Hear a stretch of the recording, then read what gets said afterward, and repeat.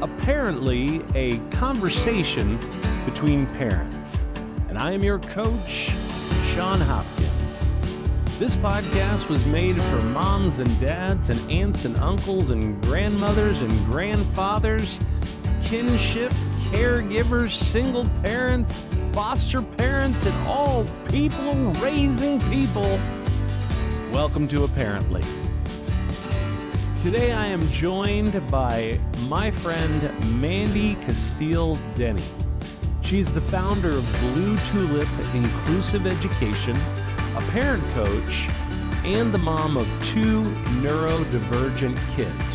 What is neurodivergence? Well, I didn't know a lot about it either. So I came into this conversation with a lot to learn. This episode is rooted in curiosity and education as I ask questions to better understand neurodivergence and how we can be more supportive as parents and neighbors. Mandy brings both lived experience and professional insight to work that truly matters. I walked away more informed, more aware, and better equipped to show up for families navigating this reality. And I think you will as well. So let's get into the conversation. Hey parents, today we're having a conversation that I'm sure you want to be a fly on the wall for. I think you'll find it meaningful, whether you're just starting to notice your child might experience the world a little differently, or you're deep into the journey and craving more understanding and support. We're talking about neurodivergence, what it is, what it isn't, and how we parent well with it. And I couldn't think of a better guest than Mandy Casteel-Denney. She's an educator, parent coach, and the creator of Outside the Lines, a playful, no-pressure outdoor group for neurodivergent tweens who want to connect, but need something different than classrooms and awkward icebreakers can offer. She also happens to be a neurodivergent parent raising 2 neurospicy kids of her own. Mandy, welcome to aParently. I'm glad that you're here. Thank you, Sean. I'm glad to be here too. Great. And Mandy is a true sport because this is the second time we've done it. The first time we did this, it didn't record. So Mandy, thanks for coming back. Let's start by laying a foundation. What does it mean to be neurodivergent? And keep in mind, there's a lot of people out there that don't really know. So you're the best person to explain it. What does it mean to be neurodivergent? Well, that's definitely the question I am asked most often. And I'm going to give you a very, very simple answer. Okay. It means your brain thinks differently, which when you think about that is pretty much every brain. So when you really look at the bigger picture, neurodivergence is pretty much when someone's brain kind of works a little differently than what we consider normal. What we consider to be in that realm of the medium, right, is where most people are. And you process information differently, your sensory stuff differently, your memory works a little differently, you have different strengths and weaknesses. And so that's kind of a very simplified version of what neurodivergence is. And obviously there's a lot of science behind it, a lot of studies, a lot of medical stuff. But when you break it really down, it just means your brain thinks a little differently. Okay. All right. What types of neurodivergence are we talking about? So there's quite a few. The biggest ones that most people recognize is autism, ADHD, ODD, and here's one that I didn't know of until recently, which is bipolar disorder, is actually a different wiring of the brain and not necessarily just a mental illness. Oh, okay. So that's neurodivergence. Yes. Okay. Cool. Well, let's go there because I know you hear this as well. And again, when I asked you these questions before, I thought you did a great job of handling them. So some people still believe that neurodivergence is made up or overdiagnosed. Can you speak at all to the science behind it? Well, what's really interesting is neurodivergence has actually been around for as long as humankind. There have always been those people who have been labeled different, weird, witches, shaman, anybody who's an inventor. They're really, people who just see things differently and can make different things happen. So it's been around forever, really.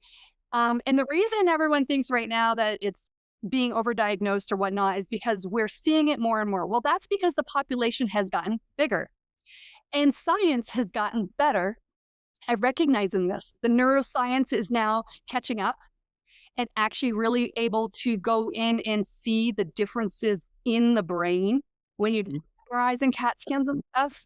A great book that actually talks about this is Temple Grandin's The Autistic Brain.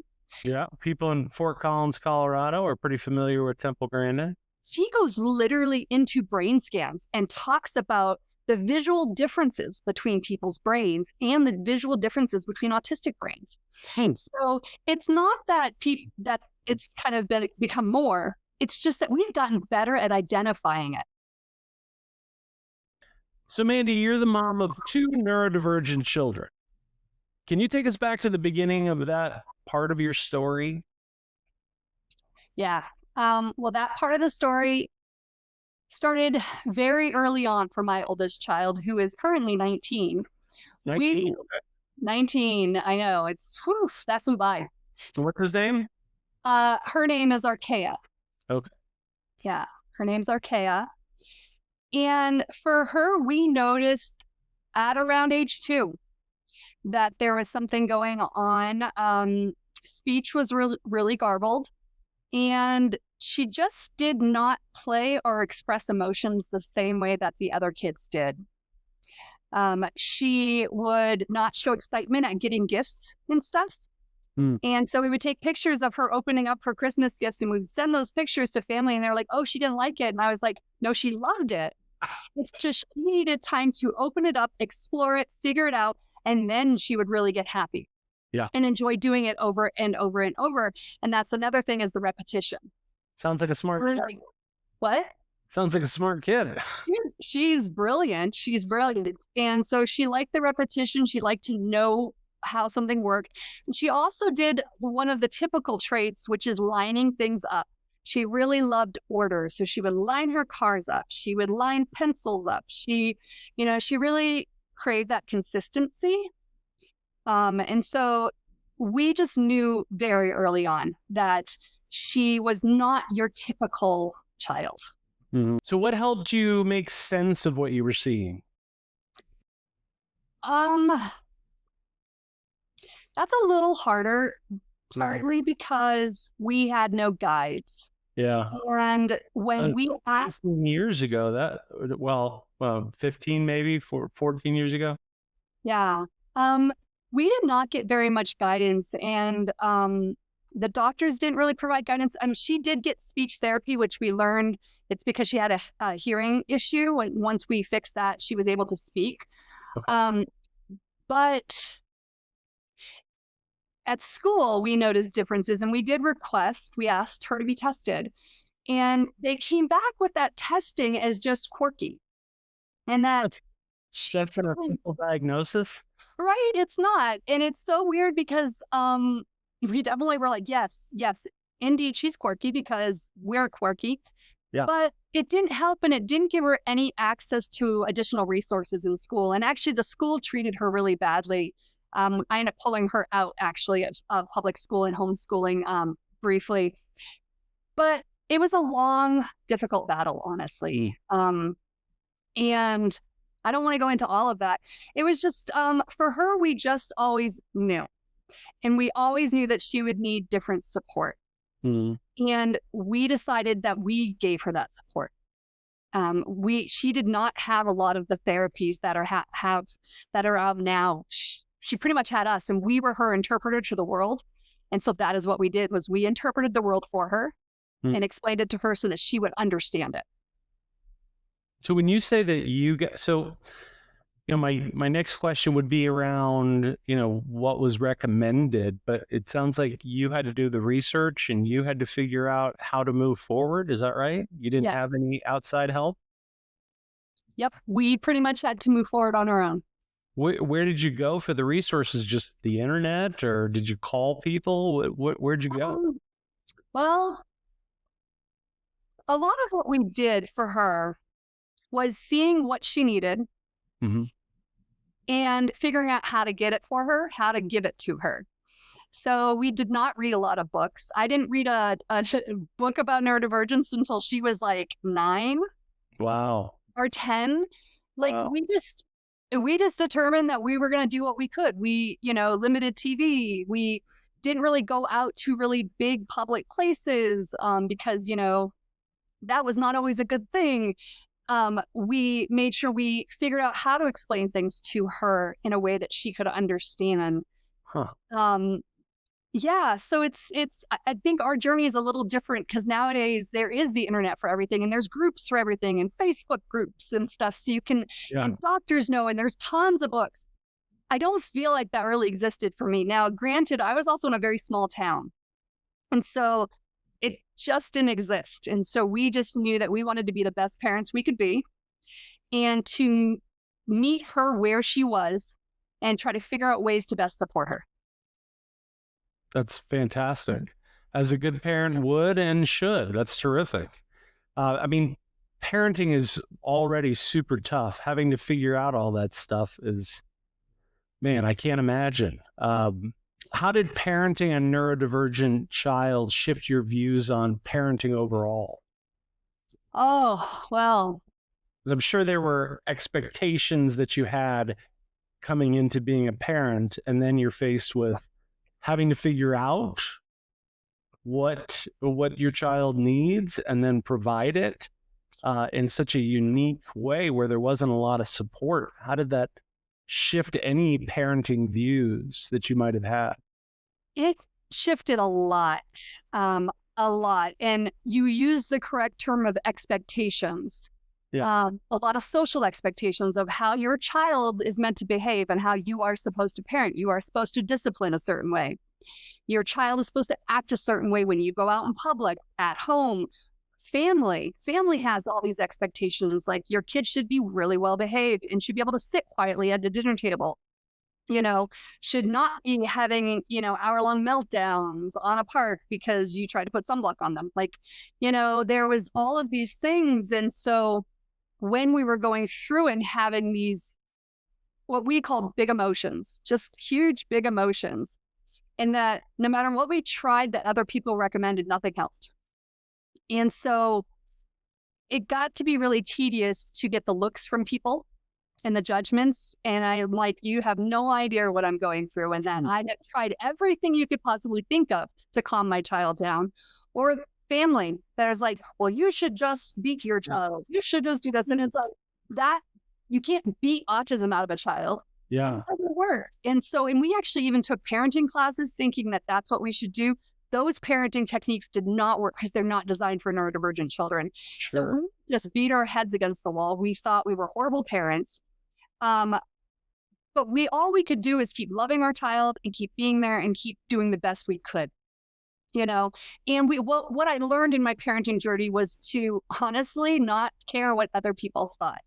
Mm-hmm. To not take to heart when those people look at me like I must be a bad mom because my child can't sit still in a restaurant, that my kid's not going to go up and play with your kid, even if your kid comes up to mine and says, hey, do you want to play? My kid's probably not going to say anything. It's probably going to sit there continuing to play on their own. And that is okay. Yeah. I did a lot of explaining to other moms in the groups that I was trying to be a part of about, oh, my kid is just, she's just a little quirky and she just does these things. And, it got really tedious to have to constantly keep explaining. Yeah. Yeah. This sounds awfully demanding. Do you see a lot of burnout in parents that you work with that are in the same boat? Yes. Parental burnout is really, really prevalent in parents with kids with complex needs and with neurodivergence. Partly because, yes, it is very demanding. It is a lot of yourself and putting your needs on the back burner because your child does demand so much more. Yeah. And in our society, we're taught, that you are supposed to sacrifice everything and you're not allowed to have you time, me time, take care of me. It is always meant to put your child first. even though on the airplanes they say, put your mask on first and then it on your child. And so we just constantly went in, and yeah, it burned me out. I burned out a few times, because you just lose yourself. You lose knowing who you are, what even you want. You're physically exhausted, emotionally exhausted, and mentally exhausted, and it's not a great place to be. And I feel like there's also another big one is the feeling of isolation. So even if you're getting some help, nobody really knows what it feels like in your home when your child is melting down for hours or abusing you verbally, or you feel like you're the worst parent and you just can't understand your child or seem to give them what it is they need because they can't communicate it. It is very lonely. I think that's where this is where my hat's off to you. I think if I were in your shoes, yeah, I'd spend a lot of time thinking I'm doing this wrong. I'm failing my child. That would be the hardest thing for me to get past. How'd you get past those types of thoughts? Therapy. I mean, and I really do suggest that for parents because it is a sounding board, and it's someone that you can unload those feelings on, who then can reaffirm you.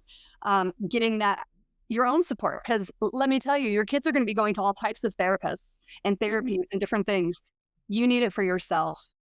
The other one was I knew that I loved my child and that I would do anything for them. And that as long as my child felt loved by me, it was okay.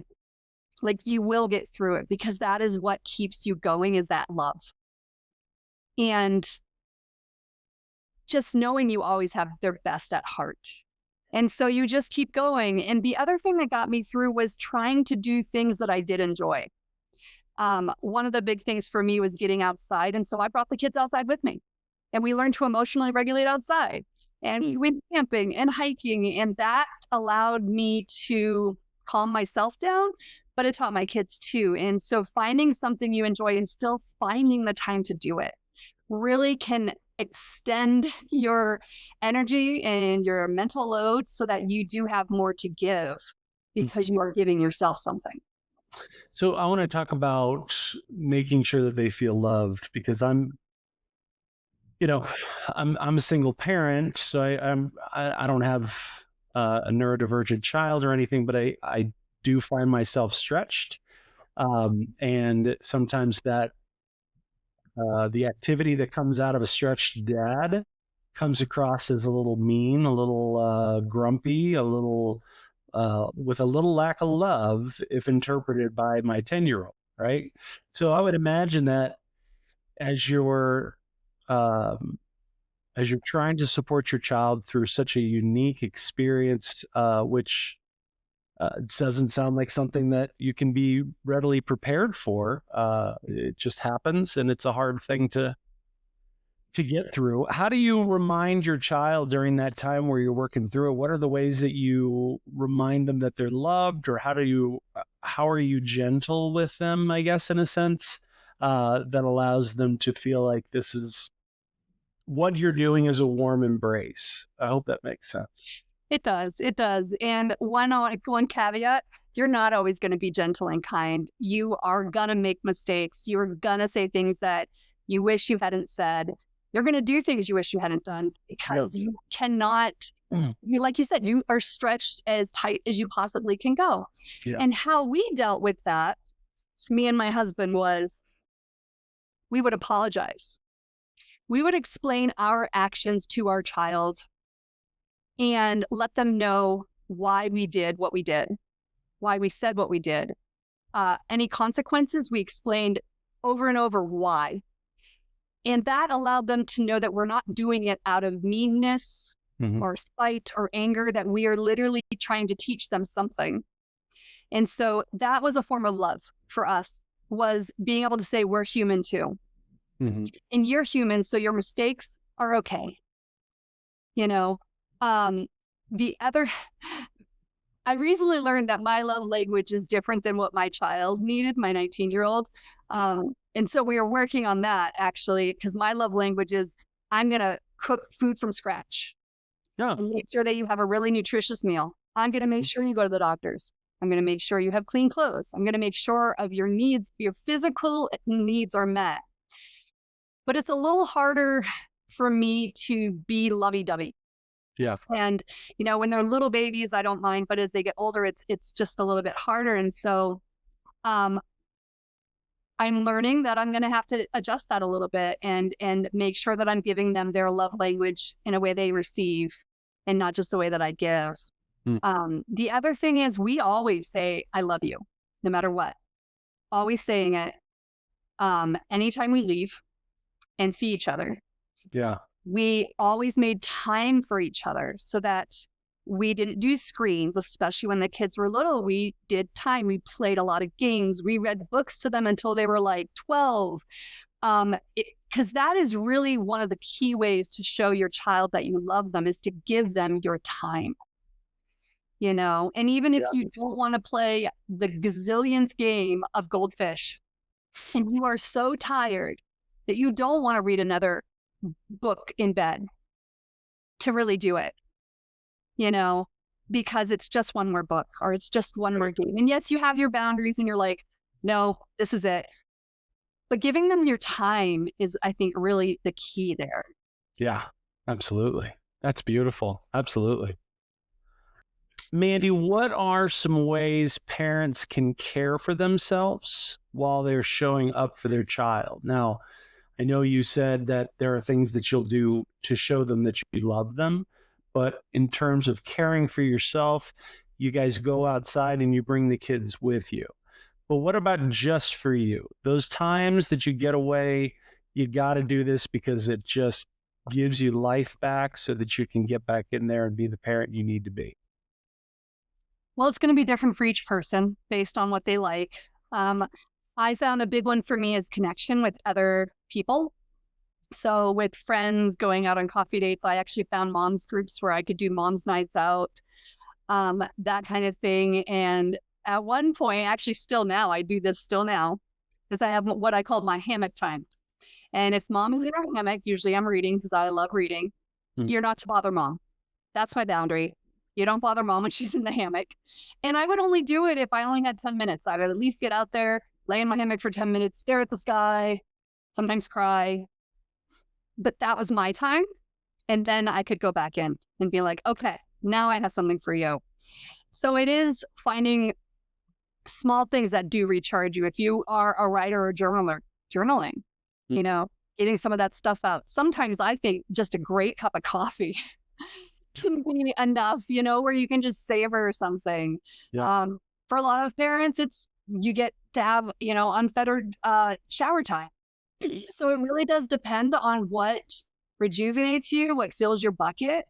That is your giving back to yourself. That's great. And many dads just like to go to the bathroom for a long time. True. Yeah. Mandy, what would you say to a parent who's feeling overwhelmed or unsure they're doing it right? You are. You're doing the best. I love it. You're doing the best that you can with everything that you have, with all the knowledge you have, with your heart. And so you are doing it. You're doing it right. Beautiful. That's beautiful. Tell me this, what are some common myths or misunderstandings about neurodivergent kids that we need to set the record straight right now? Your kid is not broken. Your kid is not broken. They are an incredible, amazing, unique human being and should be celebrated. They have amazing strengths and what I call superpowers that need to be embraced and fostered. Those little deficits and weaknesses that pretty much everybody has only seem compounded because of what society is telling us there should be. And so we need to start ignoring what society is telling us they should be and just seeing them for who they are. Yeah. And loving that. What a battle you've had to fight. People not knowing what this is or being so certain that they know what you need to do. Good job. Man. Seriously, that would drive me nuts. You know, Go ahead.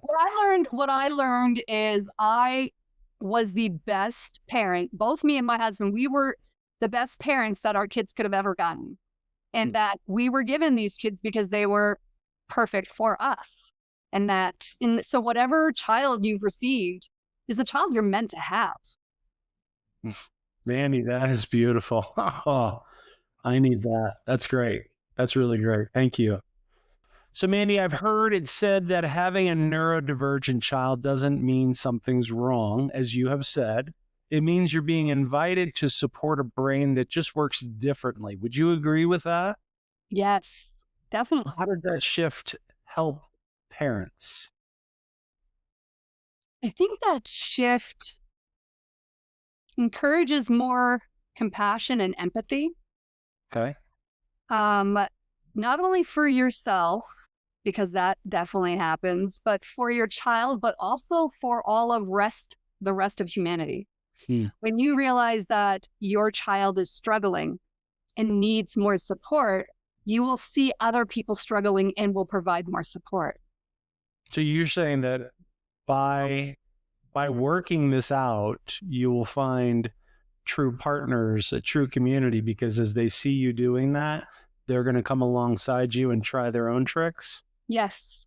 Okay. Yes. There's a level, I think, that a parent, once they recognize that they're supporting a brain that works differently than most others, or any that they've seen before, maybe they invite the challenge and they feel like this is something I'm going to create solutions for, not that I'm going to find in a lot of places. Does that make sense? Yeah. And I almost feel like the change happens when you realize that your child will need a much stronger vocal advocate, that this child depends on you, and that society is not necessarily going to support that. So you have to step up. Yeah. And you have to start bringing out the mama and the papa bear and making sure that other people see your child the way you see them, and that they will love your child and see their brilliance, not just their deficits. So what's been the most rewarding part? Oh gosh. I love the quirkiness of my kids, but I love their brilliance. Like, they can do things that I cannot do. And I love it. And I love watching how their brain works because it's in a way that I can't do. So when they say something, I'm like, oh my gosh, I had no idea about that. Like, but I'm so glad that you saw that. So it brings this level of curiosity and joy, to living. Yeah. And that's what I feel like that's the most rewarding part. And honestly, getting to see who they're becoming, just like any other parent. Sure. Of knowing that you have helped guide and mold this incredible being into this amazing adult. Yeah. And you had said before, you used the phrase superpowers. So are there any things that your child is able to do that you're not able to do as a result of their neurodivergence? Yes. Yes. My older one has the most incredible memory. Oh, cool. Okay. Oh my gosh. She is so good at this geography game where she can recognize a country just by the outline.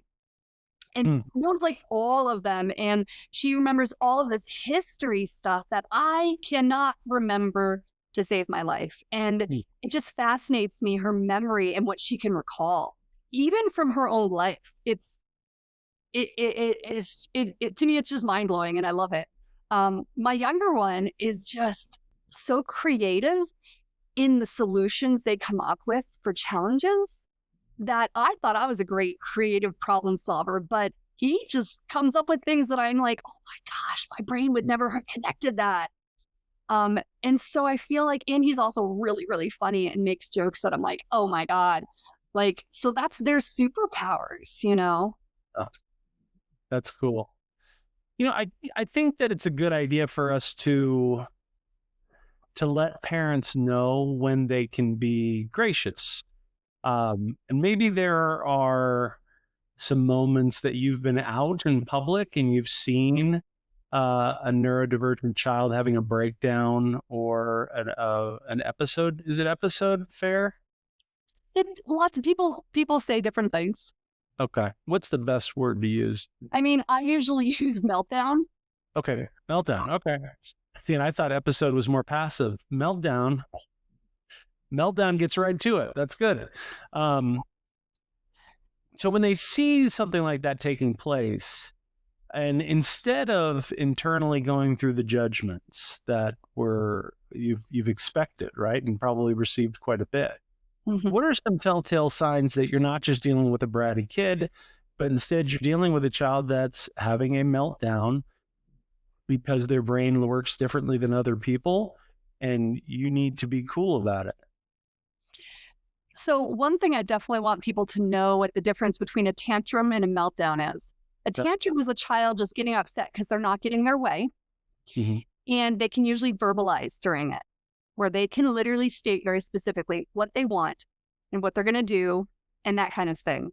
Whereas a meltdown is where their brains are literally overwhelmed with too much sensory stuff and they can no longer really verbalize what it is they want. Okay. But they are in just literal physical meltdown where they might be covering up their ears. They might be looking down. They might be trying to make themselves small. They might be hitting themselves.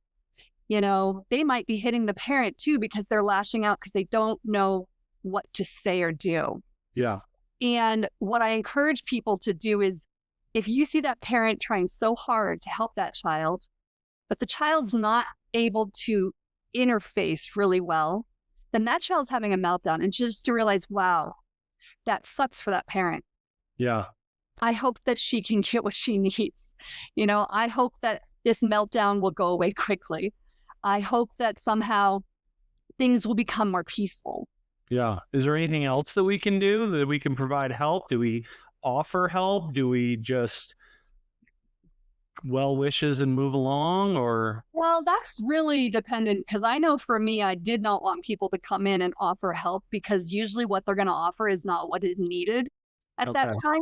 I guess I always like if I ever make eye contact with a parent, I just smile and like, you got this, you know, I give them a thumbs up and you got this.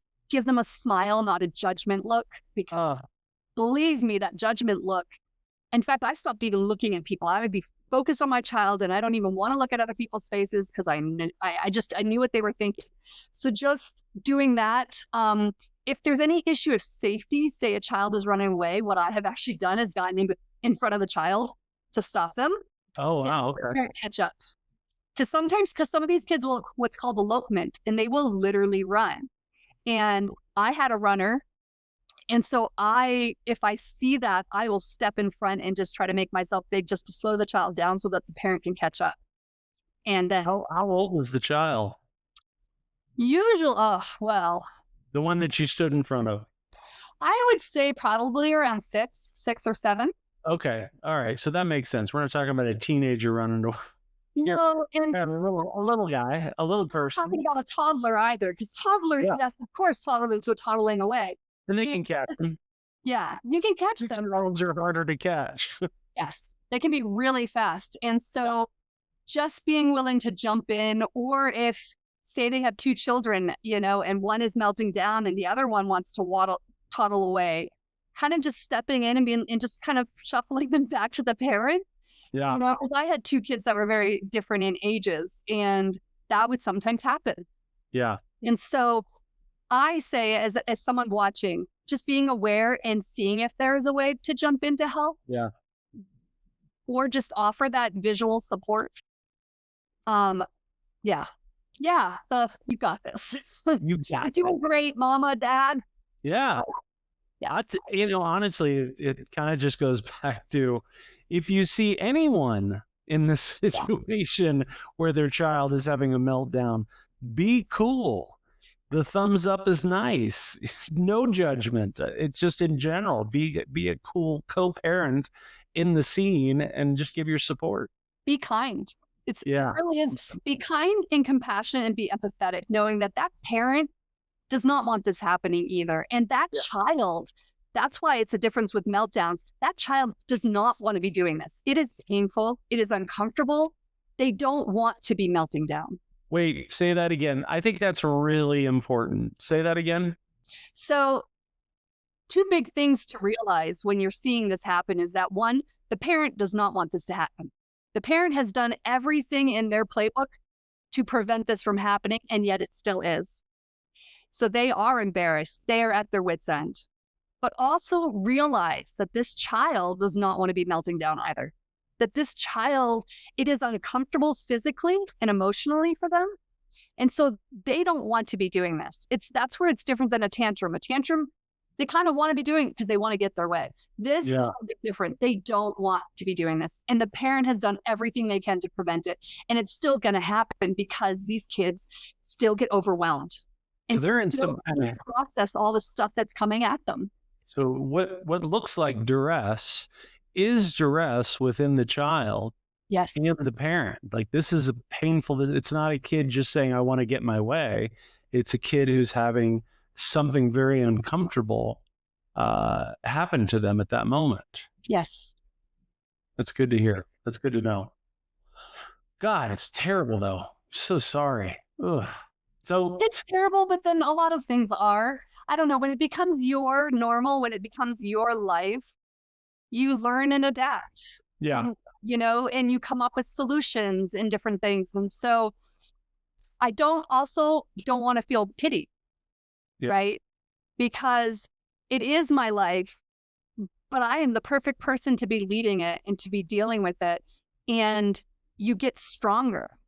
You learn how to fight. You learn for your child. You learn how to stand up. You learn how to give voice to those who can't speak for themselves. And so there are a lot of good things too. that's great. This is terrific. I want to talk about something that you've created that is just so thoughtful and needed. Outside the Lines. What is it and who is it for?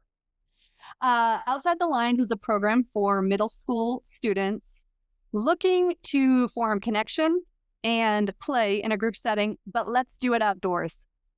My kids did so many different types of social skills groups, what they're usually called, where you sit around a table and you play games, trying to take turns and make small talk and how to do that stuff. But what we learned is you can practice that all you want, but when you get into the real world, when you get out there doing things with people, it's such a vastly different thing. Yeah.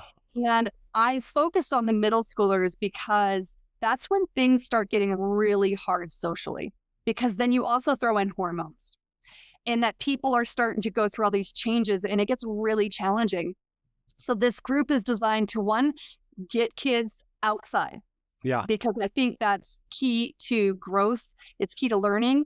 And it's also key to emotional regulation because these kids are inside all day at school, trying to conform, trying to be in the box, trying to do all the right things.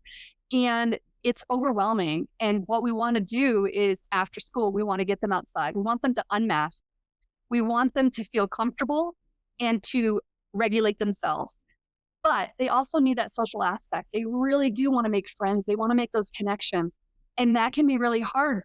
If you're all doing some type of game outside or you're all walking along a tree trunk, that's something that you can talk about right in the moment. Yeah. That you are doing. Or in my case, if you don't want to participate and you wanted to just be along with the group, you can do that too.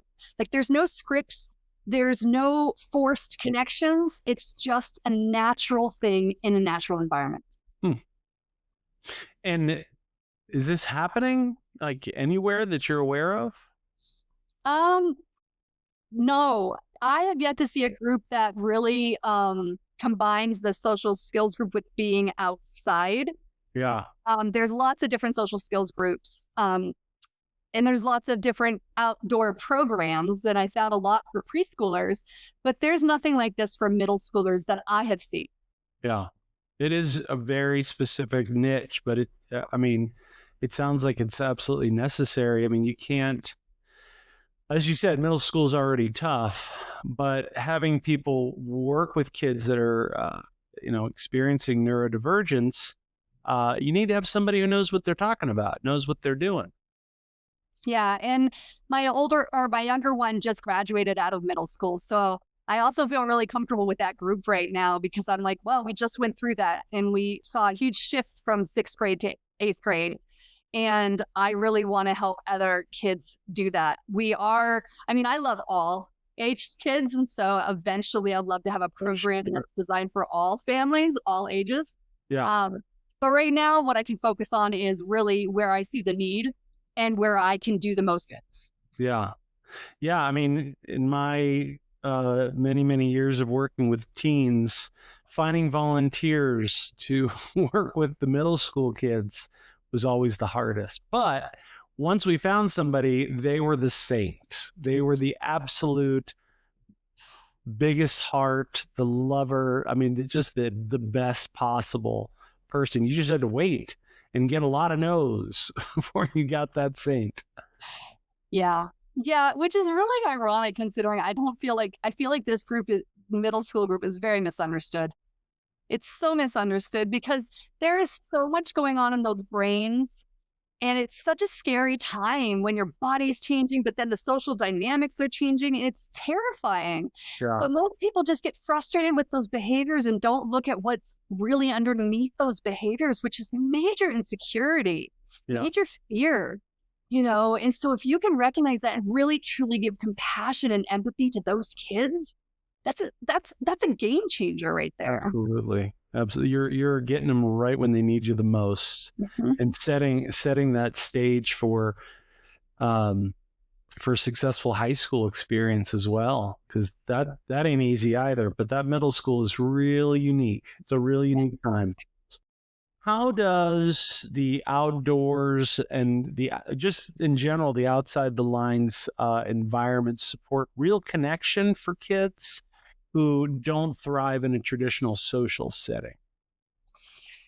So one key aspect is we're not sitting around a table under the fluorescent lights, getting all the sensory stimulation indoors and trying to be forced to say a certain script to each other. Yeah. Hi, hello, how was your day? What interests you? Like it breaks that away. And so you can form connections in a more organic way of, oh my God, did you just see this really cool snake that's here? Let's go look at the snake. Who wants to pick it up? Like, it's really such more organic and we're taking in what is around us. That's not indoors. Like I'm always been a lover of outside. And ever since I was a little girl, it has always comforted me. And it's comforted me with my own neurodivergence. And so in a lab for connections in different ways than in school where it does feel extremely forced and you have to be with those people. Whereas this, you're going to be in your group, but you're in such different ways. You're all in the same even playing field. You're all outside. You're all experiencing the weather. You're all in the same place. And I am there to help. Yeah. And also one big key difference to my group is it's very small. There's only 5 people, only 5 kids. I don't want it to be too big because I want everyone to really be able to get what they need. Sure. Do it in a way that is more positive for everybody. How often in groups like these is there no talking? Because the kids don't prefer that. I think a lot more often than you would realize. So I actually learned that there was 2 groups that my older went to. One was outside, but they would just sit around a picnic table. And only 1 or 2 kids out of the 6 or 7 would ever speak. So they just sat there.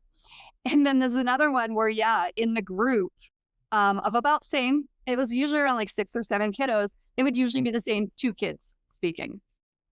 And it's really hard to form connections when you're not speaking, but at the same time, you can, because in a lot of people who are neurodivergent don't necessarily need to speak to connect. You Yeah. connect through action.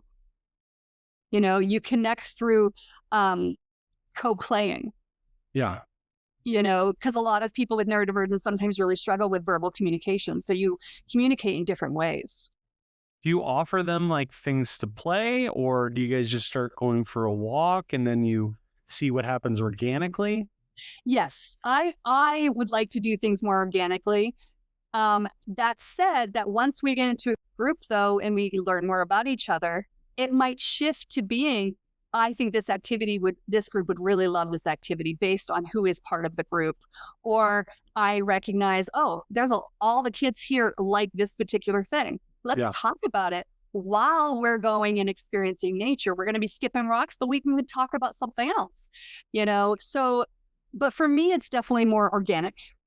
So it's like you're building neurodivergent small groups, like and then organically you guys start to melt together and then get a rhythm and a flow, and then that's the social skills that you're teaching, correct? Yes. And I do have some things that I would like us to go over, but trying to do it in an organic way. And obviously, as an educator, I know how to guide things in a particular way, saying, one thing I'd really like us to do is how do we talk about our special interests?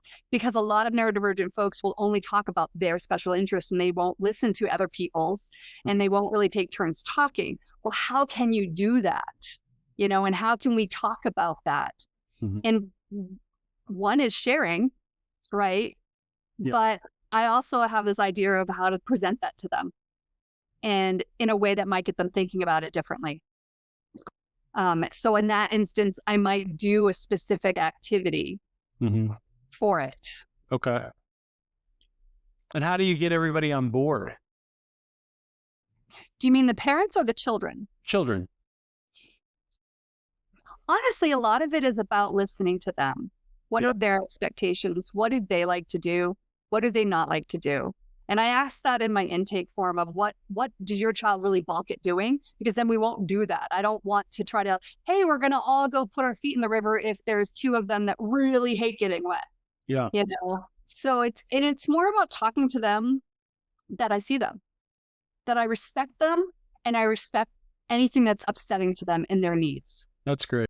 So Mandy, I think my desire in this is for people to understand the plight of both the parents and the children. So what are some ways that kids especially experience how their brain works differently? What are some of those pains? Yeah. So my oldest one had a lot of pain around sound. Sound. Okay. Sound was just, how you go to a concert and it is just deafening? Yeah. What if you were in that deafening all the time? Oh. All the time, where even the sound of the clock sounded like it was way up there in decibels. And It kept you distracted from being able to hear anything else. That is what's going on in their brain. So they're clicking on to like one sound naturally, organically. They don't choose it. They don't ever get to choose it. Organically, they get clicked on one. That, but then you throw in the other sounds, and it's just overwhelming. Mm-hmm. So then, when you try to verbally talk to them and say, "Hey, can you do this?" They cannot hear you. They cannot hear you because they are hearing everything, and that is painful. It's painful. At a very high level. At a very high level. And it is one reason why you see so many people now with headphones, noise canceling headphones, because it breaks out, it gets rid of a lot of that sound and allows them to be able to think, so that when you ask them a question, they actually can hear you and say, oh, here's your response. There's that aspect. So for hearing. Oh, so I want to make sure that the audience understands. So the next time you see a kid wearing headphones, they're not trying to be socially separate from everyone else and ignore everybody. they could actually be doing it because their brain works differently. And this allows them to exist in a less painful way day to day. Yes. Because the majority of them are not even listening to music on their headphones. Oh, really? Okay. Yeah. Like sometimes a lot of people will just wear the headphones to do the noise canceling out so that they're not so overwhelmed with what's going on outside. Some will play some music, but usually it's not that loud. And my kiddo tends to just take one off and wear it just kind of over part of one ear and the other, just so that way, especially if he knows we're going to be talking to him, but no, it's literally to kind of create more of an even playing field, to lessen that noise that is just so loud for them. We need to stop judging people wearing headphones. Oh gosh, completely, because you have no idea. Yeah. All right, good. Okay, what are some others? So one that definitely affected my younger child a lot was being verbal. So my child really struggled to talk and did not actually form complete sentences that we understood until age 5. Now, let me tell you how frustrating that was for him. He could not make his wishes known. He could not tell you what he needed, what he wanted, what was hurting. It was so challenging, and we had so many meltdowns about that. So just think if you could not communicate verbally, which is what most of our society is based on, and that you have people talking to you, but you cannot communicate with them. How painful is that? How frustrating that is, that you can't get your basic needs met because you cannot verbalize. And no one around you seems to understand at all. It's terrifying when you think about it. Yeah. And he would get so frustrated, and we would get frustrated, and then we would all just cry because we couldn't figure it out. And there was nothing like, you can't tell, well, just speak, because that was not how his brain worked yet. And so that's another aspect of it, is the verbal. Yeah. And then I also want you to think about, what about someone who is blind? You're not going to ask them, well, just look at it and tell me what you see. You can't. And so that's the same way with these kiddos and with people who are neurodivergent. You can't choose to change how your brain works. Yeah. It is the way it works. Right. There's no fixing it. There's no even changing it with medication. Your neural pathways are there and they're firing either too much or too little, and you cannot change that. It is who you are. Yeah. Wow. Mandy, this has been such a rich and generous conversation. Thank you for making time to share your story. You are a mighty parent warrior. You have overcome a ton when everybody was telling you it's something else. Your love for your child and wanting to meet those needs created an incredible parent relationship where you discovered things that nobody else was talking about. So thank you so much for educating us. Bless you and everything that you're doing for your child and for the Fort Collins community. I encourage everybody out there who maybe you're raising a neurodivergent child of your own. Maybe you're having your own questions about it and you would like to figure out what you don't know. Mandy's a really solid person for you to reach out to. Mandy, how can people get a hold of you? Hi, Sean. Thank you so much. You just made me feel so good and being seen. And sometimes that's all you want is to be seen. I'm glad to know you, Mandy. I'm sure this was great. So the best way is Facebook, Mandy Casteel-Denney, because I'm on there a lot and you can DM me anytime. The other one is through my website, Blue Tulip Inclusive Education.com. Blue Tulip Inclusive Education.com. Okay. I'm gonna put something on my Instagram so that people know how to find you, so you can check it out there. And Mandy, if you ever feel so inclined, I would love for you to create a helpful article for us, and I'll put it up on aParently.community so that other people can access that. But ultimately, I'm sure that there are people listening to this that are so glad that they now know you and know how to get a hold of you. So thank you very, very much. This has been huge. And Outside the Lines is going to be an after-school care program, and people can get access to that through the school system or through your website? Nope, just through me, through my website. And I forgot, it's Blue Tulip Inclusive EDU. Blue Tulip Inclusive EDU. Blue Tulip Inclusive EDU.com. Sorry. All right. Yeah. Blue Tulip Inclusive EDU.com.